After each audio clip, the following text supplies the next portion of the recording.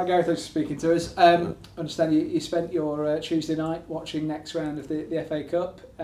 Missed the forum, but how was your evening taking it in? I understand it was eventful. Yeah, it was eventful. Who's told you that?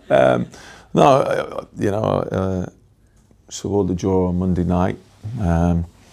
Delighted that we had a home tie, and then obviously when you saw the opponents and the fact that they had to go for a replay, it was straight away I was on the phone, sort of like talking to the hierarchy, saying, look, listen, I've got to go to this game because I think it's important that we prepare properly, and the opportunity to go and cast eyes on them, and drove down to St Albans on Tuesday night,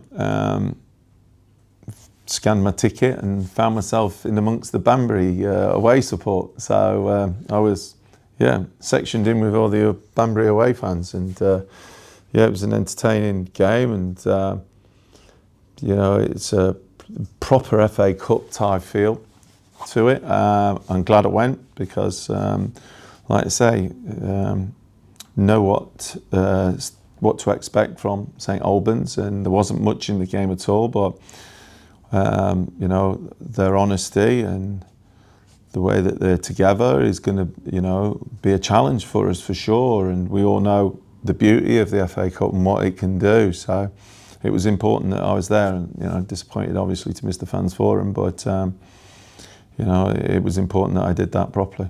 Home draw as well in the FA Cup. How big's that?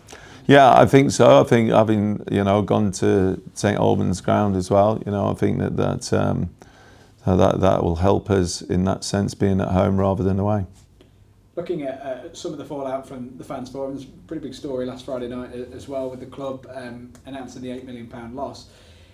They spoke about the fact that it's going to hamper the club this season as well, going into next. I think they said next, yeah. Yeah, so that's a lot for you to contend with, it feels like, as a head coach trying to stay afloat in the division. How do you deal with all of that?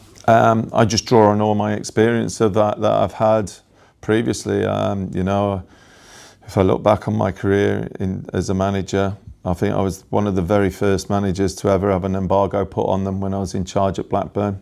It was Blackburn and QPR, and it was the year that QPR beat Derby in the playoff final and escaped the fine or the embargo because they went into the Premier League. Used to just getting on with it. And then, like I say, we were aware of the situation when we first came in. And you've seen what's happened this summer.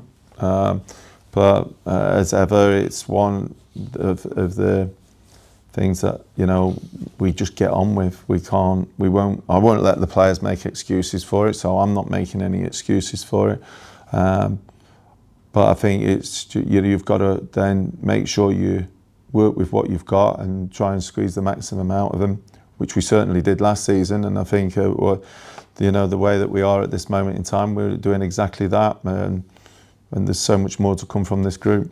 It feels like January's quite far away, but the interim CEO was talking about the fact that there are 5 or 6 players that might need to find a new adventure. So you've also got to deal with that going into January, getting players out that might not see their future here. Yeah. Whilst trying to stay afloat in League One and bring in new players. It's going to be quite the concoction. Thanks.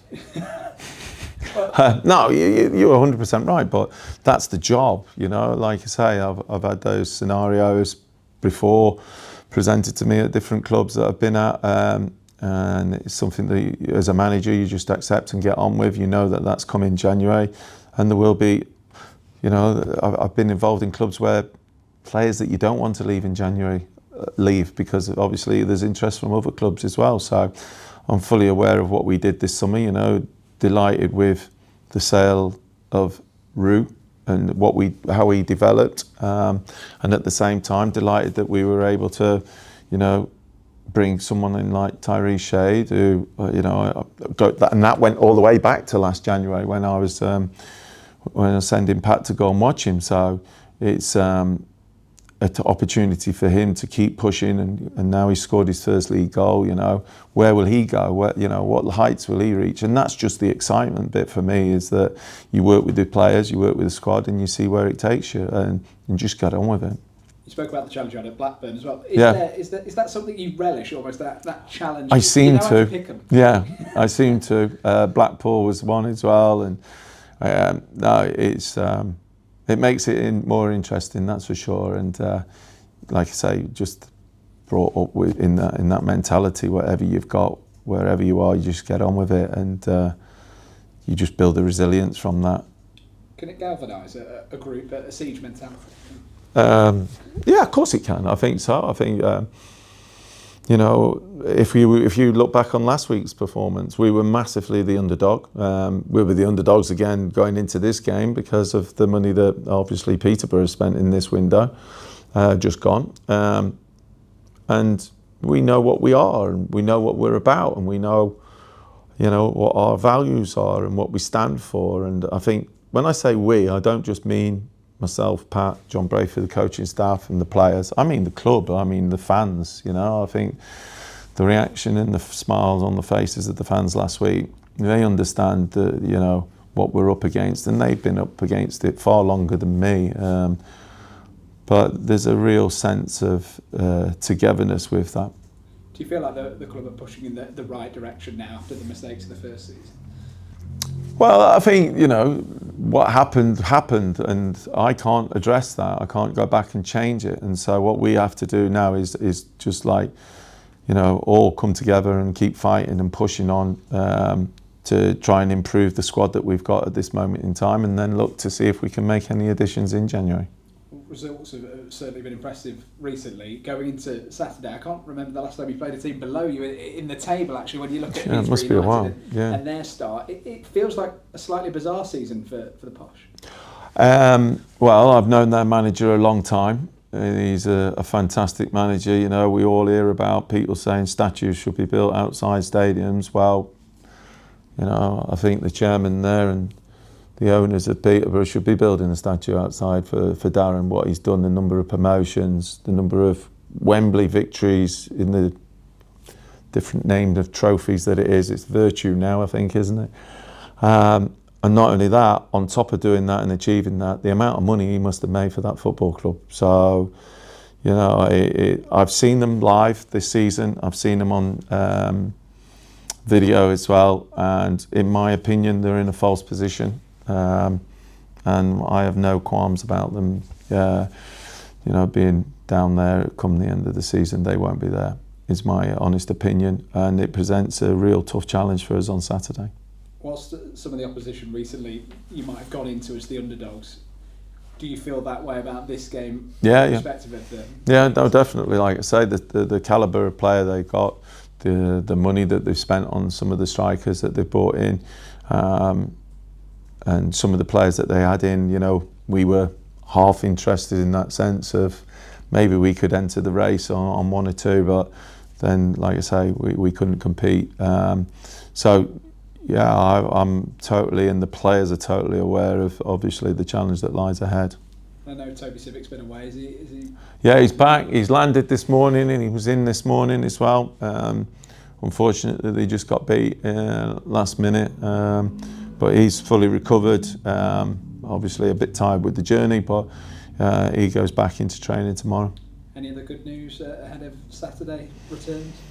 No, the ones that, tell a lie, George Evans is now available following the protocols. Trying to think.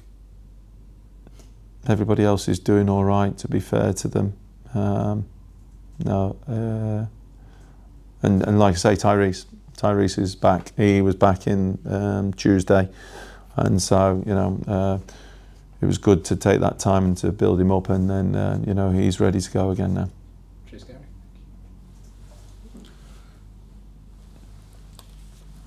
Hi, Gary. Hello, sir. Go back to the Bolton game.